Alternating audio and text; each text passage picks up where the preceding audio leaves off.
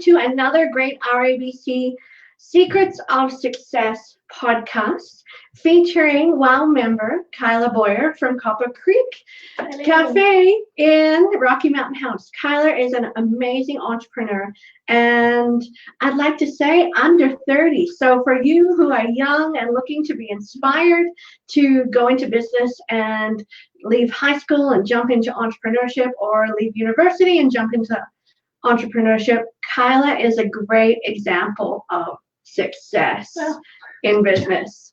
So Kyla, can you tell me a little bit about what your business is and what you do at your business? absolutely. So we are a local cafe and coffee shop. We serve gourmet coffees, Fabulous. lunches, baked goods, cupcakes. We've started doing homemade pies. We do local catering as well.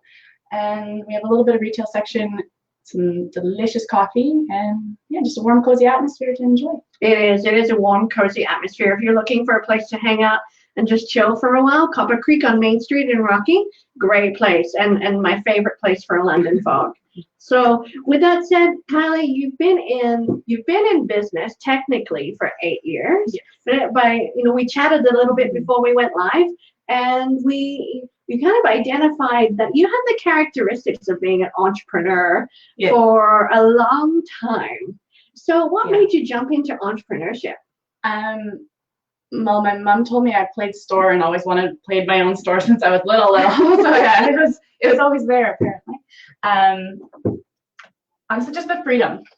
Just the freedom. The freedom of being able to follow my dreams and passions and doing what I want to do in the ways that I want to do it. And then being able to grow and learn and change and just not being stuck to a mold or expectation in a place of employment. Absolutely. Yeah, no, that. So not only have you had this great cafe and coffee shop, you've had businesses before that. Yeah. So can you tell me a little bit about those? Yeah, a little bit before. For a couple of years, I did. I have about 10 years of office management experience, and then I did about 5 years of that was kind of as an employee, and then that made me realize time to branch out and contracted out more services that way. So that's when I incorporated and did more officially became businesswoman. Mhm. And then I did a bit of a fitness as well in there too. Yeah, great Yeah. Zumba classes, by the way. I took a few. So, Kyla, when you jumped from being an employee to being an entrepreneur and subcontracting, how scary was that for you? It wasn't because I lucked out. I started when my main employer was my mom's company. So it really helped me get a foot in the door, and that experience and confidence and encouragement to just go ahead and do that. She was a big part of just do it and then branch out and get more clients and build yourself. So it wasn't as scary as it could have been in that way. So that was definitely a very big help. Sure. Especially being at the age I was when I was only not even the mid-20s yet. So yeah, I think I definitely lucked out on that side, having the support from. You almost had a creation of a team around you from the very beginning. Mm-hmm. And so again, proving that just because you're in business by yourself doesn't mean you have to be by yourself. By yourself. No. So in all of your years of business, and you've probably had close to 13 now. Close, yeah. Eight at Copper Creek and five at Copper Creek. Yeah. That what's been your biggest success? Oh goodness. We're still going. That's always a success. Yeah, it's still going. And then after that, I'd probably have to say just seeing for the cafe in the last 5 years where it's come from, like the growth and what has changed and what we've accomplished in those 5 years. Seeing it move forward and ahead and the changes happening that we've been wanting and striving towards. That's probably been the biggest thing for me. Absolutely. Really actually seeing some results. Sounds like you set some goals and went out to achieve them. Yes, we did. Yeah. So how important was goal setting? The first year, not at all. The first year is just kind of jump in and wing it. Yeah, until you figure it out, especially when you're switching industries completely. So our first year was just kind of let's stay afloat, let's just get a handle on things and go from there. But we had the way more successful first year than we ever could have imagined. So that really gave us a confidence boost, and then it's like, okay, we can do this. And then we started to really set some goals and some ideas and some, different ways, find out what works, what doesn't, and new ideas. Fantastic. Yeah. So not only are you what I would say a young business owner, you're also a young mom. Mm-hmm. So you've got 2 kids under 5. Am I right? 2 kids under 3. Yeah. What? The oldest turns 3 at the end of the month. Wow, 2 kids under 3. Mm-hmm. So as the CEO, how do you get it all done? Like I don't. I'll be honest, I don't. No, that's probably the biggest struggle. Mm-hmm. Is the balance between home and getting everything done for the business. Right. I have amazing staff who really help keep things going on the storefront side while I was away. But the office side, which is equally as important, just definitely tends to fall behind because, well, family first, kids first. Right. Husband does work away the majority of the time too, so it's almost about 3/4 single parenting as well. But well, that's a lot on your plate. It is, yeah. Yeah. So for an entrepreneur, and I know entrepreneurs do what they love. Yes. So what does the idea of work-life balance look like for an entrepreneur? Is that a myth? Or because you get to do what you love, is it okay just to, do it all the time? It depends, I think. It's not a myth. It's important. I know for me, if it's been a hard business week or month, then it's more important to make sure there's a balance and there's a distinct, like, no business, no happening this weekend. It's straight family, it's straight fun and not even thinking about it. But if things are going smoothly, it's easier when the kids are in bed. That's when I do my office work. I don't need that mental break so much. In a way, it is a mental break, switching from mom and kid brain to business owner thinking brain, and actually being able to be engaged in a different mindset. Absolutely. So on an average week, yes, how many hours do you work in and on your business? Who knows? There's so many hours. It always changes. For going by this last week, I think I was at the store for 15 hours yesterday, but that's not normal. It's just every once in a while you have to do it. Oh gosh, probably we're looking at 15 to 20 hours in the store a week right now that I'm actually in working. And then I try and squish in at least 2 to 3 hours a day at home on my non-work days. Right. So whether it be nap times are great, after bedtime is great. Yes. Yeah. So realistically, probably close to 40, but 40 hours. Yeah. Working in and on your business, and being a full-time mom. Yeah. For the most part, and sometimes, as you said, 3/4. With your husband working away, you're on your own. Yeah. That's a lot for work-life balance, but you're still able to balance that, whatever balance looks like. It could be some week 90% and then 10%. Sometimes it's 60/40, depending on whatever that week looks like. So that work-life balance needs to be super flexible. Priorities. Priorities. Yes. What's more important? That's right. Certain things can wait for the business a little bit. Sure. Yeah, because your kids are only young ones. Yep. And I know the days might be long, but the years go fast. Absolutely. Yes, so, you're talking about switching industries and having that learning curve. And there's a lot of entrepreneurs that will build a business around an industry that they're not 100% familiar with yet. So what does that learning curve look like? Oh gosh, I think it completely all depends on the past experience and what you're bringing into it. For me, the learning curve was the actual operations day to day, because obviously the office side, the back end business side, not a problem. Had a handle on that. It was more getting in and figuring out our real day-to-day operations and timelines, and how do we make sure if we're making all our stuff from scratch, we're baking bread in the morning, we're making cupcakes, we're making soup from scratch. I have a timeline, I have a deadline, and really managing time and tasks. That was the biggest learning curve. Okay. Huge. So how do you time management, I think is, I did this with my mastermind group last night as well, for the WOW Inner Circle. We talked about time management. How do we manage time And you said the word priorities, which really resonates with me. So what does time management look like for you? Time management it comes completely down to priorities. Again, whether it be home with the kids, the office work, the daily tasks at the store, priorities is the most important. I write them out. I look at it and I kind of try and date them.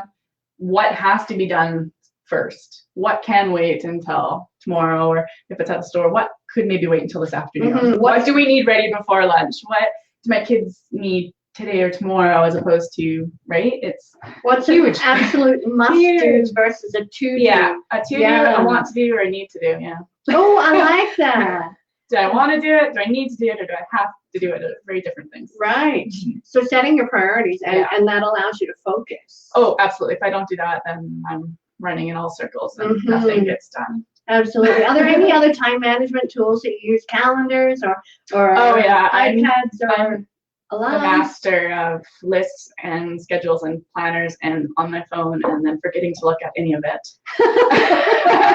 I have a really nice, beautiful planner where I do write everything in, and then I lose it and can't find it for half the week. But that's why everything gets backed up in the phone, and lots of lists. Yeah, lots of lists, lots of time.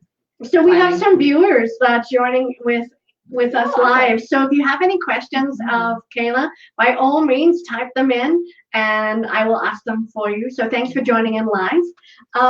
Another thing is, you after seeing you practice in your business for the last 5 years, and I've been watching, you have fantastic marketing strategies. So what is your best marketing tip? Oh goodness. Marketing's endless. Yeah. I love marketing. Marketing is such a fun thing for me. But I never get the time to really focus on it so much. So I have started to branch out and pull in extra outside help to work on it. Okay. So that's also exciting because the fresh ideas and multiple brains together. Collective thinking, collective planning. We have multiple times sat down with a group, with my manager, my mom and my stepdad are very big business and marketing people, so quite often we'll all get together, sit down, and just brainstorm. Right, sounds like some empire building time. Yeah, because you build on that, right? Like it's that big brainstorming session. So those definitely help, and thinking outside the box, and being open to other ideas, and not being afraid to spend a little bit of money. But for me, it's not spending money in the traditional ways. I don't do print ads. I don't do radio ads, because they're there, but in my mind, they don't grab the attention quite the same as little things like we had random act of kindness cards going out last summer that everybody's handing out and giving out free drinks and just generating a buzz and a little bit more fun to it.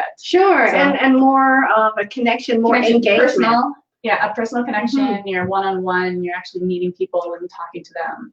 Right. Yeah. So that develops relationships. Absolutely. So how important is building relationships in business? Huge. Yeah. So how do you go about doing that? Attitude and personality. I think you have to have the right attitude about people, and you have to be a people person in a certain way, especially in a customer service industry, and just talking. We get people in all the time. We get people from all over the world all summer long, and just talking to people. Really just not being afraid to engage with them. Yeah. And so your online marketing strategies, what do you do online? Online, we just got on Instagram. Oh, yay! I've been a little behind getting some of mine. We got a pretty good Facebook going, but we did have our Twitter and our Instagram now as well. And for online, we just like to try and post our daily happenings, making it personal, making it relatable, as well as just interesting facts. Right.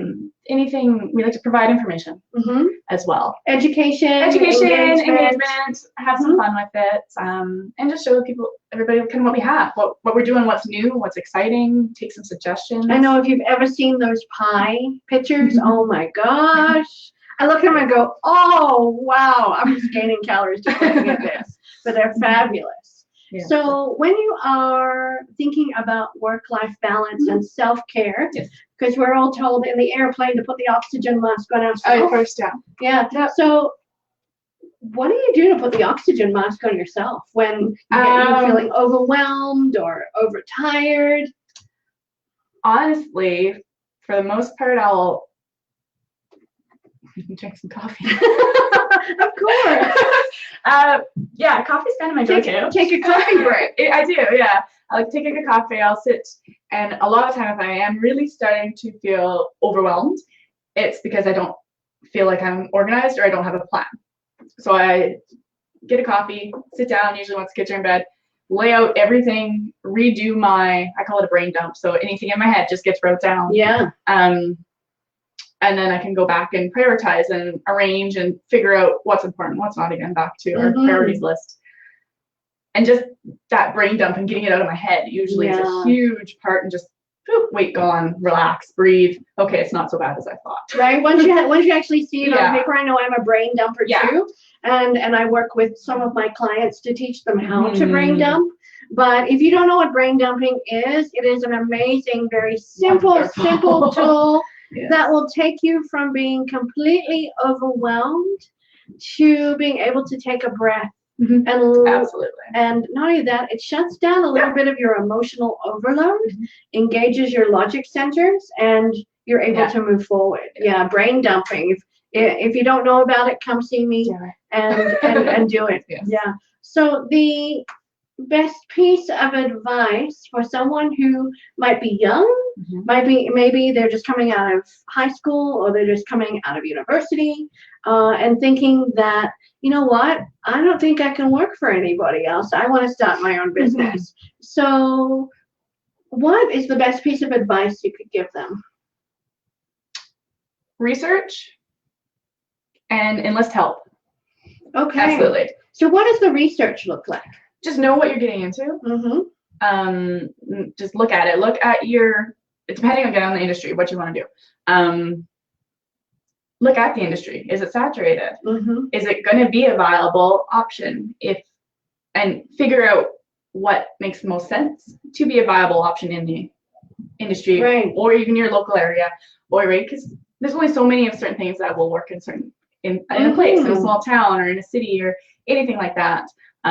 So really knowing what you're going into, what you're competing against, and the market you're trying to break into. That's huge. And then after that, enlisting help. Have a plan. Have a plan. Yeah, have a plan. What do you see in the next year? Start small. Have obviously a longer 5-10 year goal. Like, is it going to be a short-lived? Are you in it for the long haul? Just have a plan. Have multiple plans. Have your long-term, your short-term, your next month, your startup plan. Be your. So rather than your business plan, it needs to be a plan that grows with you and strategically. Yeah. So how often do you go back and look at your original plans and then say, okay, let's do a strategy day, bring in the team and bounce ideas off each other? We probably really rethink things at least once a year. Yeah, at least once a year. We have a lot of conversations throughout all the time, like throughout the year, and it feels like all the time, but I think you have to, if you want to grow, you always have to be thinking and continuing and building and being open to changing, and just, you can't shut that off ever.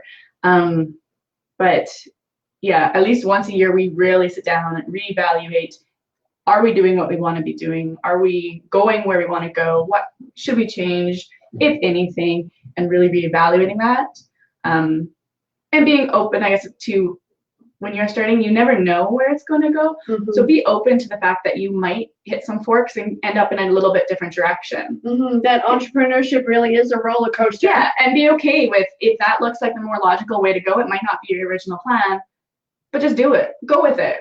Right. You can always change things down the road as you go, but just not being, you don't want to be on a straight, narrow focus. Absolutely. You got to be open to a lot of other things and ideas. A lot of large business advisor, Tony Robbins, Darren Hardy, Seth Godin, they always say, when you're starting your business, go out and fail as quickly as you can, and fail hard and fail fast, and be okay to be okay with it. Yeah. It'll happen. What did that look like when you were starting your business? Were there any failures that you were really great learning tools? Yes and no. We have, knock on wood, haven't had anything major. We've been really, really fortunate. We haven't had any major. We've had obviously little things here and there, day-to-day stuff.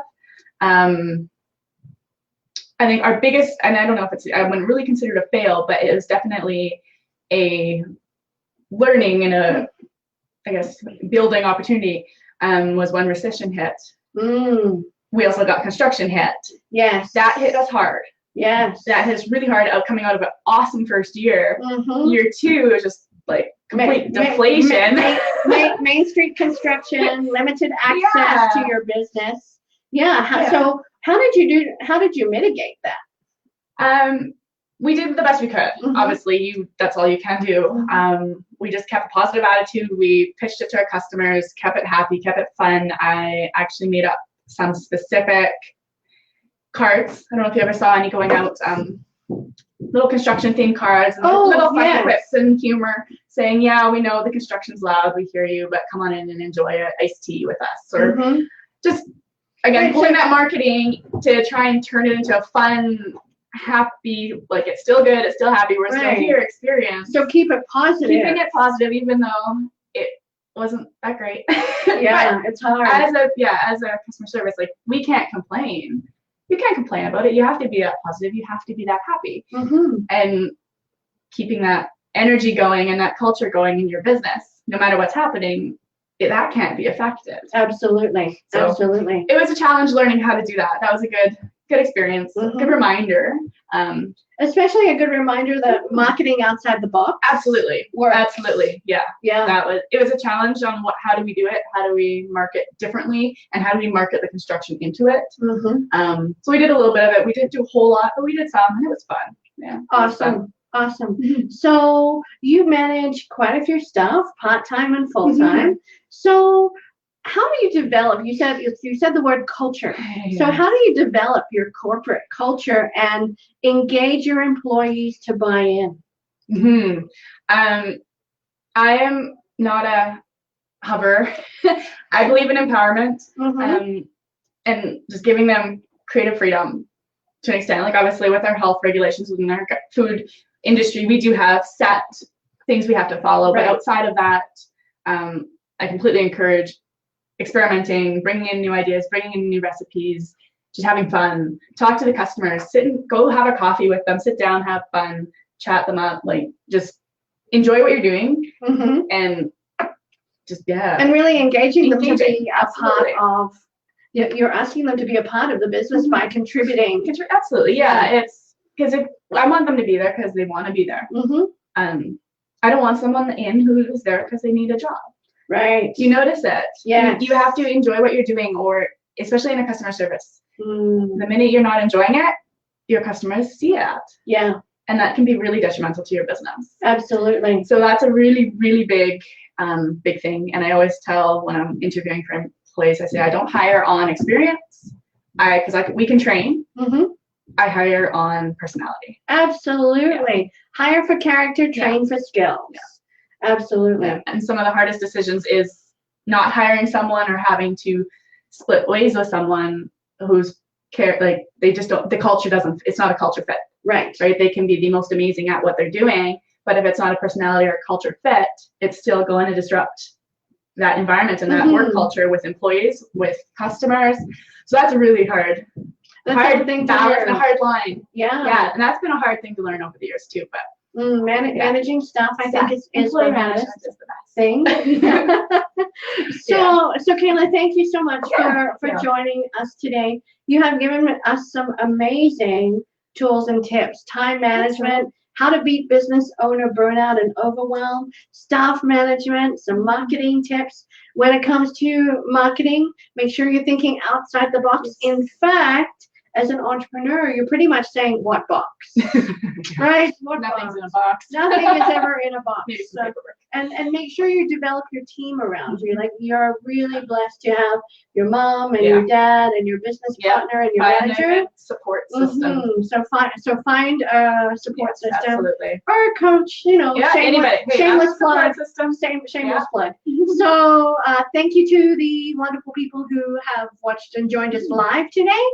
And if you are checking out Rocky Mountain House on Main Street, stop in at Copper Creek Cafe and ask for Michelle's favorite, the London Fog. Or what's your favorite coffee? Oh goodness. I am a pumpkin spice fan. Ooh. But currently it's the toffee nut macchiatos that I've been doing too also. Really Toffee nut. Oh, I like that. I might have to try that. Awesome. Okay, thanks everybody. Thanks Kayla. Thanks, Michelle. Thanks. We'll talk to you next time.